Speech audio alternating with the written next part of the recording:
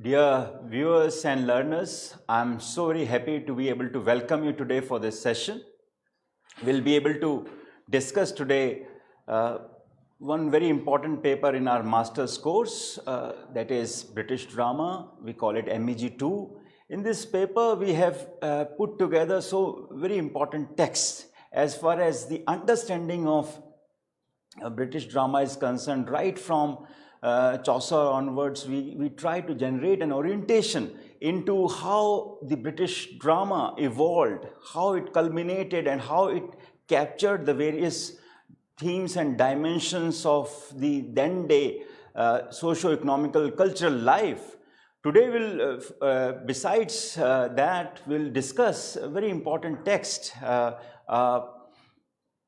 Christopher Marlowe's the play that has a very historical relevance, Dr. Faustus. Will discuss as to how this play continues to capture imagination even after 400 years of its production. So today's lecture, let me begin with this, that we'll discuss with you how Dr. Faustus and the Elizabethan age captured the ideas, the themes, and the various issues of life. We'll also discuss the textual diversity of Dr. Faustus in terms of how many people played that, how it was a major success as far as its global impact is concerned. We'll also discuss the rise of Elizabethan comedy and tragedy. During this time, there was a paradigm shift. If we look at the overall rubric of Elizabethan drama, we find that there are various trends emerging. Besides tragedy, there is an element of comedy also. We'll also discuss Marlowe's contribution to drama. We'll find out, was there a real Faust?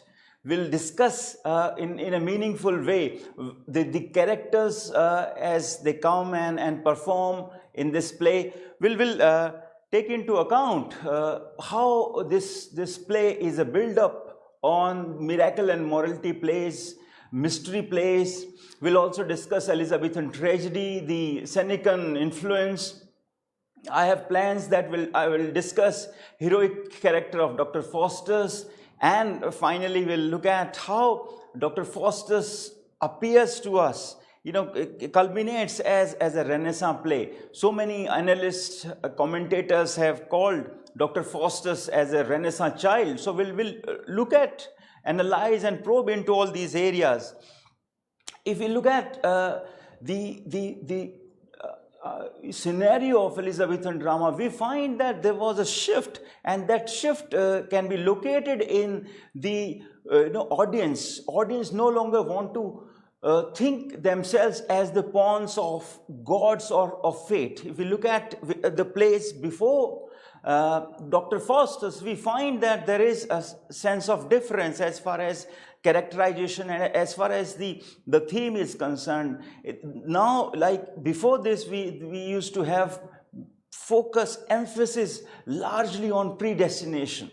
If you look at, say, Sophocles' Oedipus Resk, you must have read that in the course of your readings. You find that a character is bound to die a particular kind of death. He is bound to marry his own mother and then die a very pitiable death. So predestination, Calvinism, is a way of theme, is a predominant theme. So we look at how now there is in the Elizabethan age, there is a sense of shift from there, and audience feel that there is a component of free will also, and human beings should look beyond as merely from being as pawns and as kind of puppets in the hands of fate. We also find that there is a clash between predestination and free will. As we discussed, drama became a trend because of its social stability. If we look at the Elizabethan age, this age in comparison was much more stable as far as socio-economical cultural life was concerned. Queen Elizabeth was not challenged from any corner. So we find that in the theatrical situation, there is a use of theology, geography, and science. Before this, you don't find many such instances where dramatists would allude to, or where they would use some scientific influence, references to geography or theology. Here, you may also note this, that it is this time only that we find a development of proscenium, and as far as the themes and concerns are, themes and issues, we find that anti-Semitism, there is a sense of anti-Jew arguments there in place. We'll discuss that in the course of our discussion today. We find that there is a definite element of Senecan way of dramatizing things and revenge plays.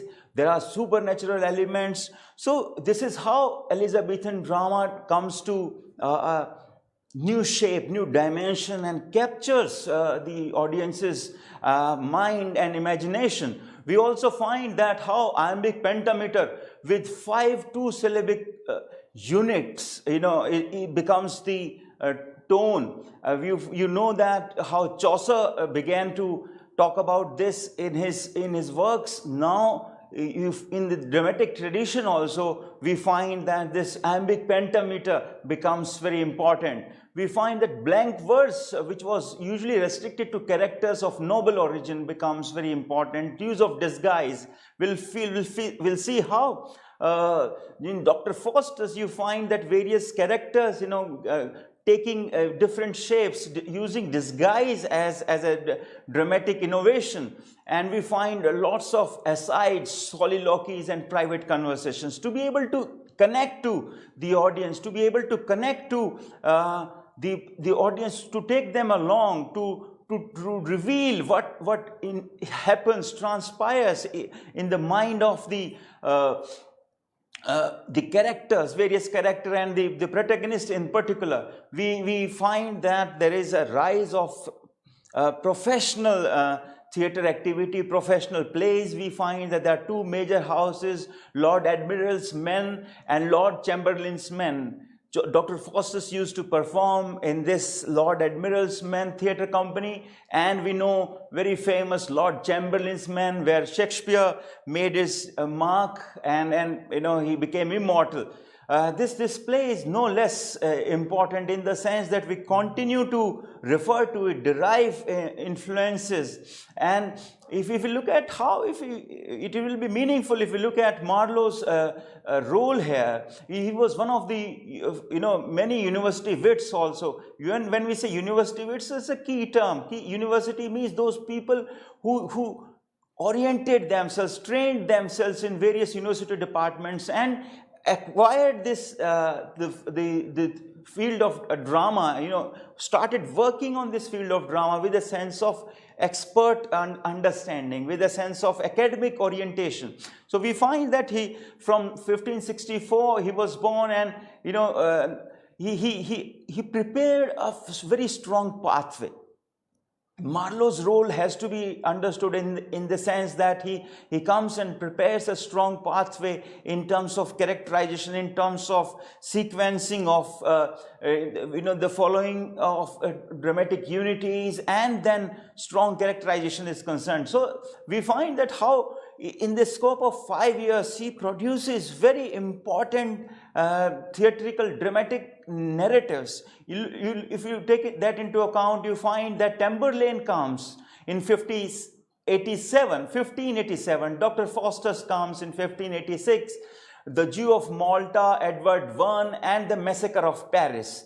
So in the scope of 5 years, we find that Christopher Marlowe is able to create a tremendous impact on the British scene, and then take everything by storm. If I'm referring to university wits, I think it will be meaningful if I take into account the other names. We find that there was Christopher Marlowe, we find Robert Greene, Thomas Nash, who are from Cambridge University, John Lyly, Thomas Lodge, and George Peele were from Oxford University, and the literary historians include Thomas Kidd also, who was not from any university, but he had the same kind of intensity as these university wits. So it is good that you also probe as to how in togetherness and how in isolation these university wits captured various themes and brightened the stage.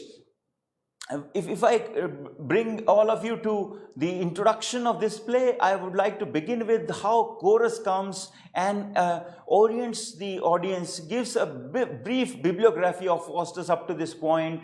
There's a detailed sense of description of the birth, studies in Wittenberg, excellence at disputation, and arrogance. You see, Dr. Faustus is remarkable because he has all the knowledge on his side, academic knowledge, university knowledge, but then he is still not a sense of complacent with that, satisfied with that, and he wants to overcome all other knowledge that is. We will discuss how he tries his hand with necromancy and how he indulges into other domains. The overarching aspirations, the way he wants to conquer the skies, build up castles into the sky, bridges across them, and the way he wants to become emperors of emperors. So this is how this play unfolds, and he has reached the top of the studies of the Renaissance university can train you in, and necromancy and desire to be worshipped as God. This is very important. If you look at the themes,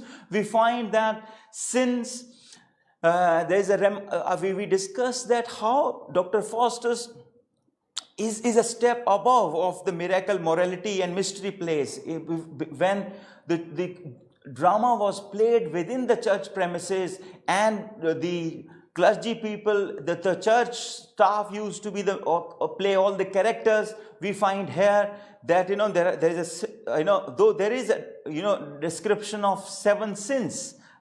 7 cardinal sins, as we refer to those. Here, there's a description, but that description kind of unfolds in a different way. Revitalization and damnation. All the, you can say, biblical themes also come here. We find that power is depicted, demonstrated as a corrupting factor. Dr. Faustus has all the qualification, but his ambition, but his sense of urge to acquire more and more power and also the absolute power. You see, the way he wants to, as I talked about, emperor of emperors, the way, I would, acquire all the wealth, the most precious of wealth. So the power as a corrupting factor and man's divided nature. Divided nature in the sense that there is a sense of dilemma all the time. There is a sense of when once you have overpowered, captured this world, there is a tendency to go to the other world and do the same.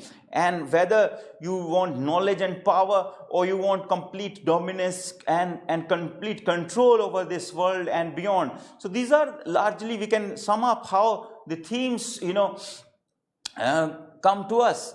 It will be meaningful, like if you look at the various characters. I told you about Dr. Faustus, who is the main character, who the whole story revolves around him. But there are others also, Valdez and Cornelius, 2 friends of Faustus who are both magicians. We have to look at Mephistopheles, a devil whom Faustus summons with his magical powers. Chorus.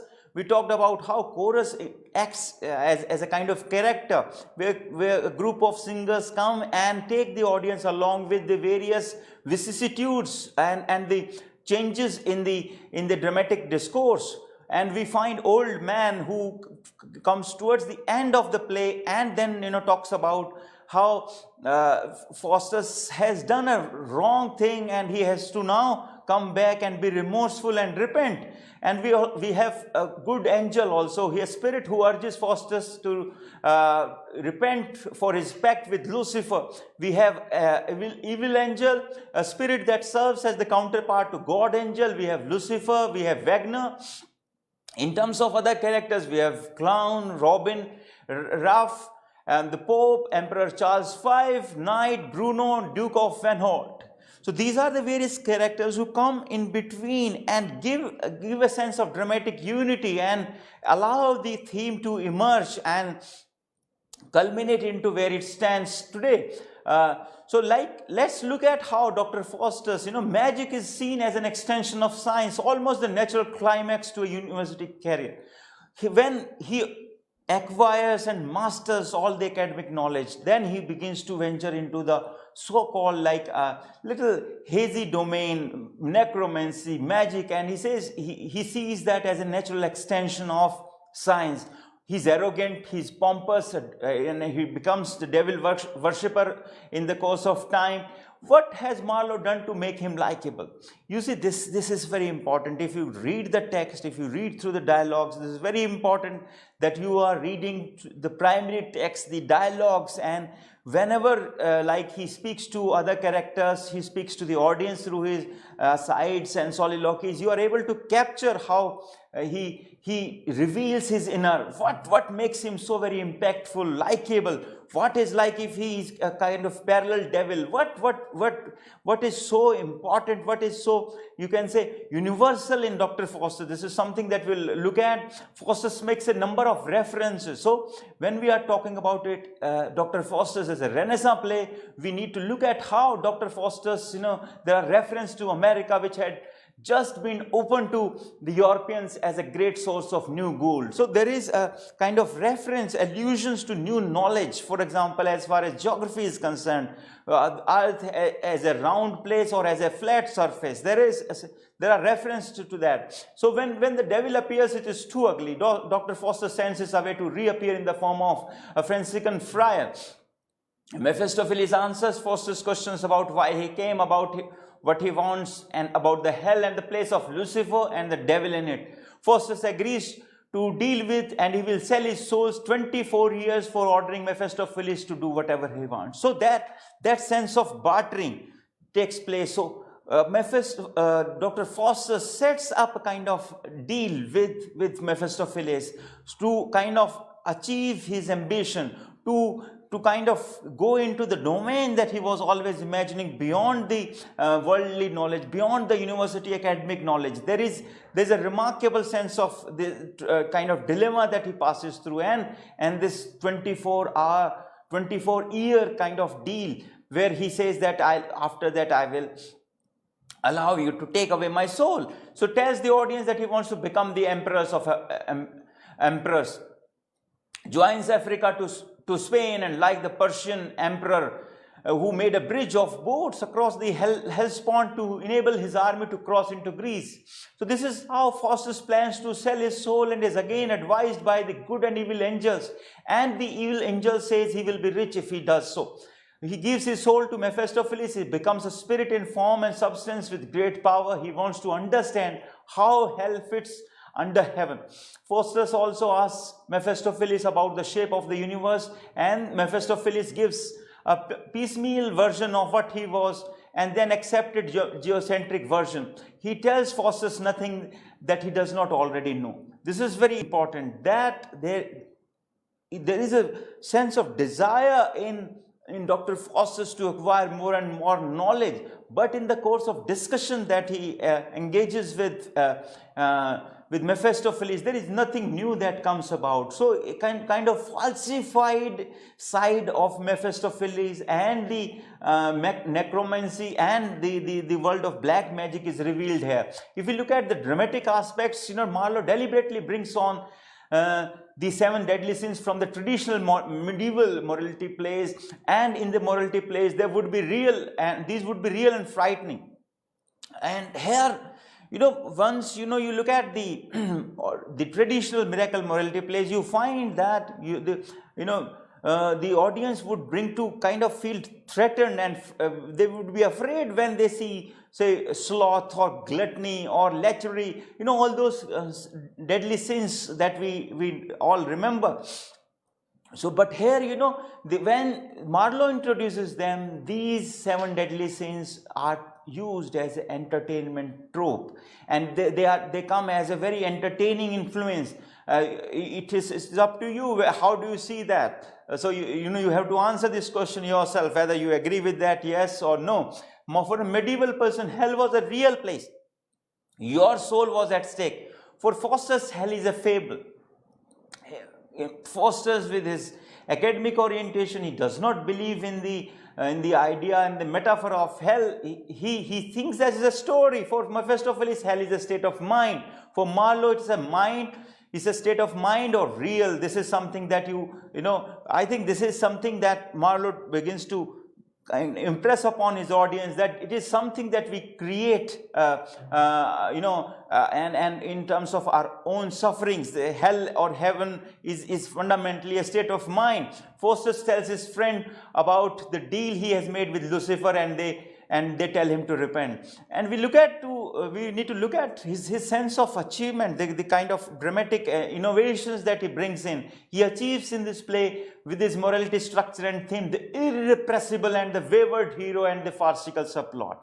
If we need to locate the arrival of the new hero, a fully framed, lively character, we find that Marlowe achieves that through the character of Faustus, which is which is now ready for everyone else subsequently to kind of borrow that strength. So we find that he presents poetry and elevated dramatic style. We find that there's an enormous sense of rhythm, and we talked about iambic pentameter, which is like 5 stressed and 5 unstressed syllables.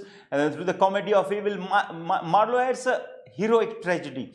Twofold play, as I would like to quote J.P. Brockbank here, who serves a purpose, who says that it serves a purpose for the audience. I quote, "In fear we acquiesce in the littleness and the powerlessness of man, and in pity we share his sufferings and endorse his protest."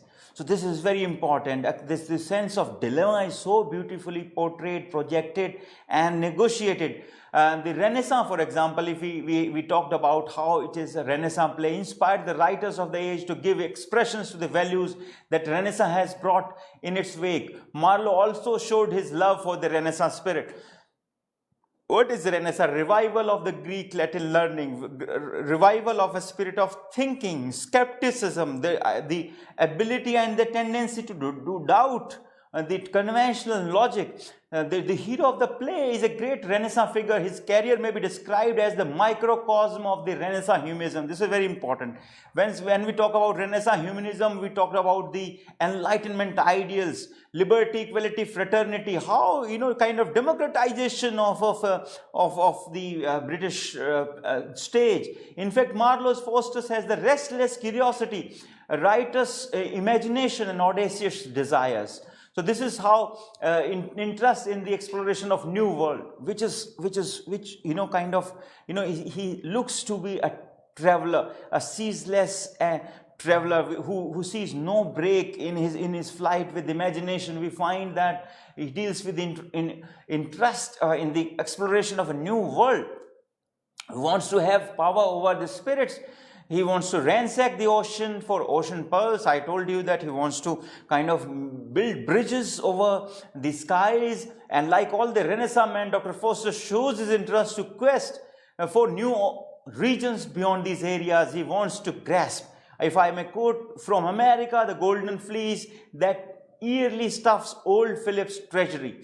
So this is how we say, if I may add to the Renaissance features, the impact, we may say love for books. Deep learning was one of the, kind of how you enhance your mind through experience, through what other people of higher knowledge and wisdom has written. So there is a description how Dr. Faustus, kind of represents the highest point of that spirit, love for books, love for Aristotle's work, like, all the Greek masters, where, Aristophanes, where you have Sophocles, all the dramatists of Greek era are celebrated. We also know that there is an interest in science, nature, and geography. Interest in science, I was talking about how there is a sense of remarkable interest in new knowledge and, the scientific temper, there's ability to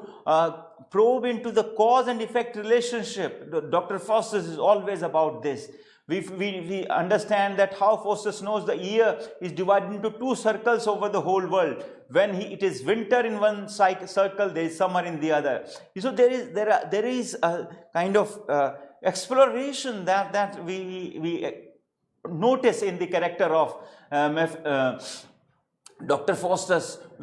At one place he says, I would like to quote here, who knows not the double motion of the planets, the first is finished in a natural day.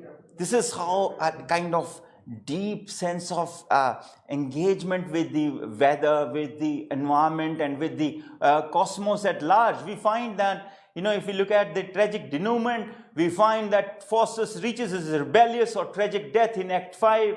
The nature of his death and attendant torment bespeaks a magnificent tragedy, if not that of a tragic hero. But Faustus' offense can never be pardoned. This is very important. Some analysts, commentators say that this is largely a Christian play, and what are the different dynamics that are being played here? He has to repent, he has to seek pardon, and what makes it even more special is the tragic sense of conflict, tragic sense of dilemma, and this does not abate till the very end. Faustus seeks an alternate between heaven through the devilish heaven. Look at his during the last hours, he expresses his desire to meet and embrace the most beautiful lady, Helen. As far as Greek epics are concerned, I would like to quote here what he says. Her lips suck forth my soul. See where it flies. Come, Helen, come, give me my soul again. Here will I dwell, for heavens is in these lips. All is dross that is not Helena. This is how, a kind of, he is ready to compromise everything he has for something very, very transient, for something, for a beautiful lady, for example, like, the transient kind of beauty. And, it is only in this play that we have this, was this the face that launched 1,000 ships? So there is a sense of disillusionment also subsequently. Faustus knew that his revolt against God does not go beyond futile gestures of defiance, but the gesture is not only characteristics but worthy of man given his magnificence. Faustus dies questioning the very validity of human existence. This is very important. And I'm quoting, why wert thou not a creating wanting soul, or why is this immortal that thou hast? This soul should fly from me, and I be changed unto some brutish beast. Kind of, this brings out that sense of tragic, sense of conflict and clash. All beasts are happy. O soul, be changed into water drops and fall into the ocean, never be found. It is important that, very famous scholar on Dr. Faustus, Kenneth Golden, the way he's, describes the problem that is invested into Dr. Faustus. Like modern man, is the victim of splitting of the will. He rejects Christianity because it would hamper his boundless desires. Yet lie also cannot escape Christianity, or at least certain aspects of it, especially guilt and the sense of sin that leads to despair. The psychological law embodied in the common dictum, genius to madness, is near allied. Jung found occurring again and again in the sense that the consciousness and the unconscious elements of the psyche exist in a compensatory relationship. This is how the psychological, the neurological kind of situation is brought about by Golden. We find that how Faustus resembles Icarus, who attempted, as the chorus puts it, to mount above Willis' reach. If morality heroes are self-effacing human beings, Faustus is superhuman in his ambition. He resembles the Renaissance man, and in many ways the modern man also. Here, when we are thinking about creating, clones, where we are trying to create kind of driverless cars, and then we are searching for life beyond this planet. This is again kind of replication of Dr. Faustus in many ways. Humanness does not limit Faustus' achievement. Why should lie be limited in powers by the human condition. I'm quoting from Act 1, Scene 1. Yea art thou still but Faustus and a man, where his power should reach out. This is very important. So Dr. Faustus, like all Renaissance men, tried to make impossible possible, very importantly. And then when whatever like he discusses with Mephistopheles, he's trying to kind of bridge the gap, and the spirit of inquiry was a dominant trait. Renaissance men loved music, dance, mirth, beauty. All these traits come in this play. Passion for knowledge, we have already discussed how power was a very important feature. The way he dismissed all subjects and decided to study magic. He believes that a sound magician is a mighty god, which is like kind of rejected later on. For the sake of acquiring knowledge, she kind of barters his soul. So in terms of dilemma, Faustus does not rest in his choice between God and devil, but in this inseparable coexistence within this human condition is important. Fear of God and damnation and the truth and the trust of the devil emanate from the human condition. This is very important as far as the understanding of tragic dilemma is concerned. He rebels against the limitations of medieval knowledge. We discussed how this clash of free will with predestination. Is willing to chance damnation in order to achieve his goals. The tragedy results when a person is condemned to damnation for a noble attempt to go beyond the petty limitations of humanity. This is how I would say that this is how broadly we find that Dr. Faustus's description, this play, even after 4 centuries, we find tremendous appeal that he resembles the vicissitudes, the aspirations, the hopes and aspirations, even if some of them are far-fetched ones, and the dilemma, and how there's a sense of check. So reading Dr. Faustus gives us a sense of how drama has evolved right from its incipient days, miracle, morality and mystery plays, and then Renaissance drama, and how there is a complete culmination of the rise of individual as an autonomous entity. When we talk about Renaissance humanism, when we talk about man as the transformation of world, transformation of this universe from theological to theocentric to homocentric. I think this is a perfect play to be understood in that sense. I would request all our students and viewers to kind of go a little deeper into this, and kind of derive strength, as far as the actual play is concerned. So in your examination, when you are asked how this is a morality play, how this is a Christian play, how this is a Renaissance play, you will be able to answer that. So this is important. We would like to kind of wind this up for today, and we will come again with another dimension, how Faustus's tragic dilemma goes to a new high, and how characterization takes place. What are the other dramatic innovations that was tried out by Christopher Marlowe? This is how we will come and connect to you once again. Thank you very much for today's lecture, and I would wish all of you a safe, secure day. Thank you very much.